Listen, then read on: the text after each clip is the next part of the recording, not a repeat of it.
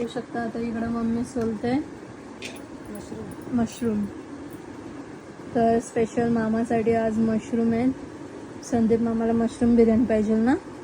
त्याला आवडते ना म्हणून मशरूम बिर्याणी बनवते. आणि संस्कार पण काय मला पण. ओके ओके तर चला मशरूम बिर्याणी बनवू आपण. तर इथं घेतलं मी मशरूम मस्त साफ केलं, कटिंग केलं आणि त्याच्यामध्ये दही टाकलंय.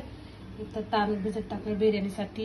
इथं सामान लागणार बिर्याणीसाठी. कांदा तळून घेतले, अद्रक लसूण पेस्ट, कोथिंबीर, पुदिना, टॅमॅटो, कोथिंबीर, कांदा. चला आता आपण बिर्याणी बनवूया. हे बघा. तर याच्यामध्ये आपण अद्रक लसूण पेस्ट टाकू, हळद थोडीशी आणि मसाला, मीठ चवीनुसार. आणि पुन्हा आपण मशरूम काढून घेऊ.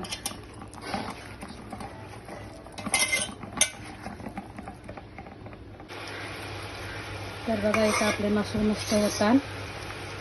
बिर्याणी बनवतो आपण मशरूम बिर्याणी.